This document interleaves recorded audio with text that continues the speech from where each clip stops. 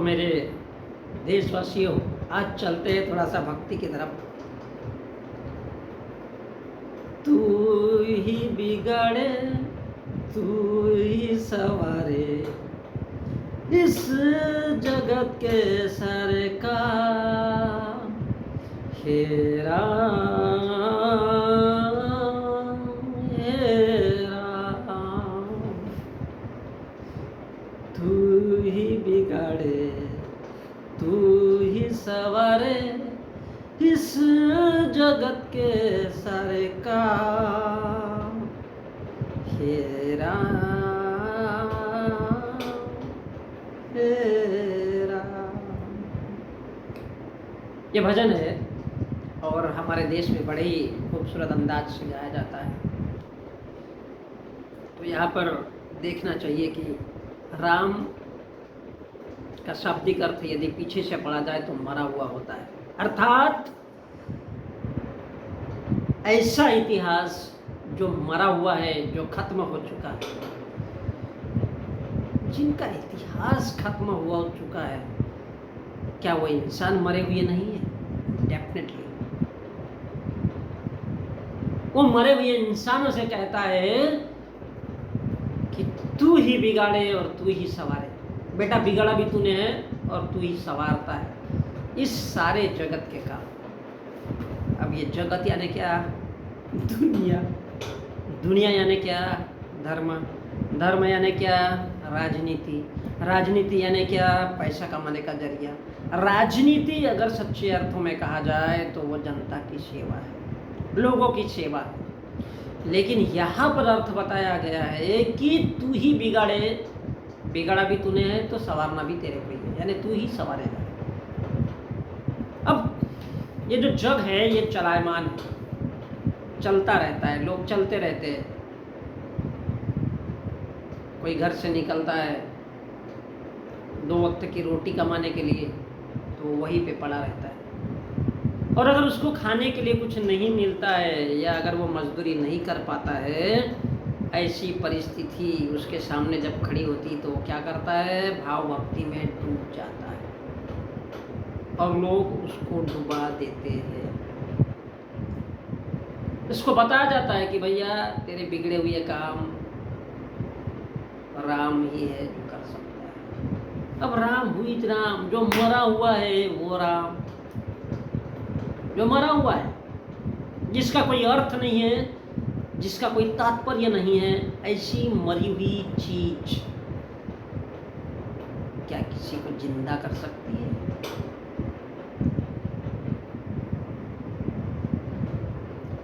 बात तो बहुत मजेदार है। अब सारे जगत के काम, राजनीति, राजपाट,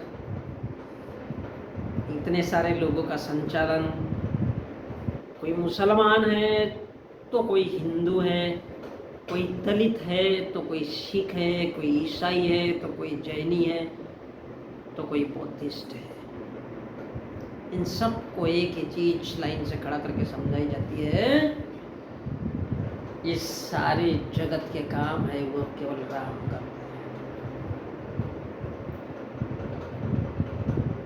जिसका कोई अस्तित्व नहीं है, जो ब्रह्मांड अर्थात हमारे आजू बाजू, दाएं बाएं, आगे पीछे, उत्तर दक्षिण पूर्व पश्चिम, इन सब की जानकारी दे, उसके बीच क्या क्या हो रहा है, उसके सराउंडिंग क्या क्या हो रहा है, इन सब की जानकारी देने वाले इंसान को ब्रह्मा कहा जाता है। और इन सब की जानकारी जो रखता है या जो समझाता है उसको ब्रह्मांड कहते हैं। और ब्रह्मांड में भूसु फ्रॉम अब्रस यूनेप्लू, ये सातों सारों के सारे ग्रह आ जाते हैं। अब सवाल इस बात का उठता है कि जिस देश के लोग राम अर्थात तुम्हारा मरे हुए हो, वो क्या घंटा किसी चीज को समझ सकते हैं? अब वो तो भाव भक्ति में डूबे रहेंगे, क्योंकि उन्होंने सिर्फ उन ग्रंथों को पढ़ा। कुएं में रहने वाले मेंढकों की तरह। मैं भारत के साधु संतों की बात कर रहा हूँ। जैसे हमारे देश के एक प्रसिद्ध हिंदू धर्म के जाने माने आरएसएस के प्रमुख मोहन भागवत जी है। तो मोहन भागवत जी कहते हैं कि स्त्री चरणों की धूल होती है, पुरुष जब चाहे तब उसे बदल सकता है। अब मैं यहाँ पर इसका अर्थ शाब्दिक अर्थों में इस प्रकार से लेना चाहता हूँ, स्त्रियों की दशा। जिस देश के उस धर्म के संस्थापक और उसके मानने वाले लोग ये कहते हैं कि स्त्री चरणों की धूल होती है, तो कितनी खूबसूरत बात है। ठीक इसी प्रकार यहाँ पर भी कहा गया है कि तू ही बिगाड़े और तू ही सवारे इस जगत के सारे काम। हे राम, हे राम, हे राम, तेरे अलावा कौन है रे बाबा जो इस जगत को समझा सकता है, जो इस जगत को समझ सकता है, समझा सकता है। लोग तो इस देश के मरे हुए हैं, बुजदिल है, जिंदा लाश है, और जिंदा लाशों को लातों से मारो, उनको काट दो, पीट दो, कोई फर्क नहीं पड़ता है, कोई फर्क नहीं पड़ता है। मेरे देश का किसान,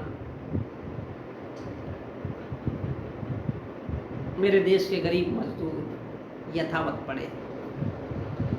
किसकी वजह से उस अवस्था में पड़े? धार्मिक ग्रंथों को पढ़ कर। और इसलिए चाहे स्त्री हो, किसान हो, जवान हो, नौकरशाह हो, नौकरी करने वाले। अब कैसे कहे कि सच कहे या और क्या कहे? कहे भी तो क्या कहे, जिस देश के लोग ही मुर्दा हो, जो मान लेते हैं कि एक निश्चित इंसान ही उसका भला कर सकता है। क्यों? क्योंकि जो आदि मानवों की तरह व्यवहार करता है, समझाता है, और उसकी बात को देख देख करके, सीख करके वो चलते रहते हैं, उन सड़े पड़े ग्रंथों के माध्यम से समाज का निर्माण हो सकता है और उनका काम चल सकता है। पूरे के पूरे देश के लोग अगर गुमराह होकर के चल सकते हैं, तो इससे बढ़कर उनकी खुशी के लिए और क्या हो सकता है। इसलिए वो कहता है कि तू ही बिगाड़े और तू ही सवारे इस जगत के सारे काम। मतलब शुरुआत भी तू है, अंत भी तू है। हे राम, हे राम। अब राम का अर्थ होता है, वाल्मीकि जब हुआ तो बताया कि राम अर्थात मरा, और जिस देश का इतिहास ही मारा साला, उसके लोग कैसे होंगे? मरे हुए, जिंदा लाश, दफन, मुर्दों की तरह पड़े। शमशान में जब भी कोई जाता है तो कोई फूवरचू नहीं करता। मरने के बाद जाने मरे हुए लोगों में कितने अच्छे अच्छे आइडियाज थे। दुनिया के महानतम लोग इस देश के मुर्दाघर कहो या फिर शमशान घाट में पड़े, किसी को कोई फर्क पड़ता है? नहीं पड़ता। ऐसे ही भारत में जिंदा लोग हैं जो कभी हिंदू, कभी मुसलमान, कभी दलित, इन नामों से बटे हुए। इसलिए समझाने वाला समझाता है कि तू ही बिगाड़े, तू ही बिगाड़ता है, तू ही संवारता है। लेकिन लोगों के पास सोच नहीं है, तो वो मुर्दा लोग शमशान की तरह है और शमशान की तरह पड़े हैं। जो होता है होने, उनको कोई फर्क नहीं।